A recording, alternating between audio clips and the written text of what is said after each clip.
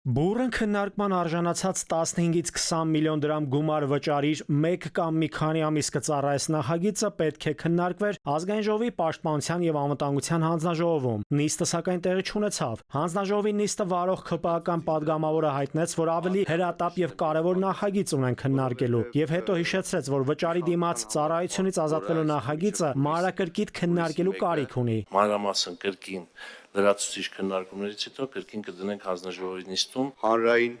մեծ ընդվզում կա եւ տարբեր հասարակական, քաղաքական գործիչներ, հանրային գործիչներ ընդհանուր մինչև մարդու իրավունքների պաշտպանը տվել են իրենց բացական եզրակացությունը։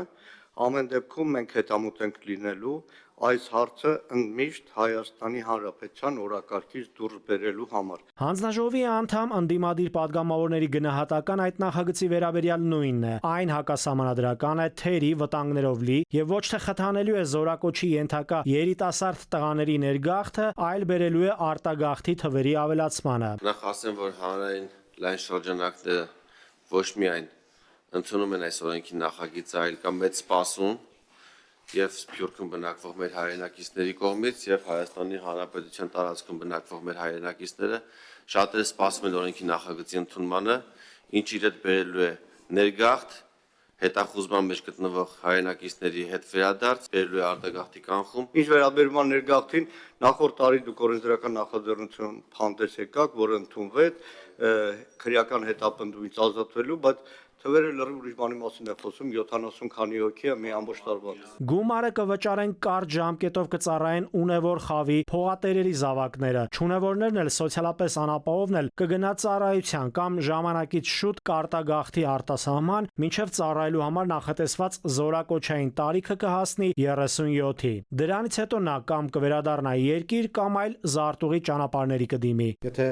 9-10 տարի կարողացել է առանց Հայաստան ներկա գալու ապրել, եթե մինչև 27 տարեկան համբերել է, ինքը նաև համբերի մինչև 37 տարեկան։ Սա հասարակական տարբեր խմբերի մեջ բերելու է մեծ բախումների եւ ակնհայտորեն արդարության սկզբունք այստեղ ամբողջությամբ փլուզվում է։ Ռազմական ոլորտի շատ մասնագետներ էլ առաջարկում են մտածել, ջանք թափել, թե ինչպես անել, որ բանակում ծառայելը դառնա գրավիչ, ներքին կանոնակարգային համակարգը լինի առողջ, զինված ուժերում չլինեն արտակարգ դեպքեր մահեր խաղաղ պայմաններում, եւ ի վերջո կոռուպցիան, վատ բարքերը արմատախիլ պետք է արվի զինված ուժերից։ Բոլորը պարտավոր են ծառայել Հայաստանի Հանրապետության զինված ուժերում, պետական մարմինները պարտավոր են կոռուպցիան, եթե ասում են, որ կոռուպցիա կա, կոռուպցիան արմատախիլ անել։ Ռազմական ոլորտի մասնագետները շատ հետաքրքրական եւ կարեւոր առաջարկներով են հանդես գալիս։ 21-րդ դարում պետություններ կան, որոնք պրոֆեսիոնալ վճարովի բանակներ են կառուցում։ Միլիոնավոր դոլարների հասնող գումարները, որ պետությունը ծախսում է վարժական հավաքների կազմակերպման անցկացման համար, կարելի է օգտագործել պրոֆեսիոնալ բանակ կառուցելու վրա։ Մասնագետները վստահ են, բազմաթիվ քաղաքացիներ պատրաստակամություն կհայտնեն ընդգրկվել պրոֆեսիոնալ բանակում եւ ծառայել աշխատավարձի դիմաց։ Նաիրի Մուրադյան, ժամը լրատվական։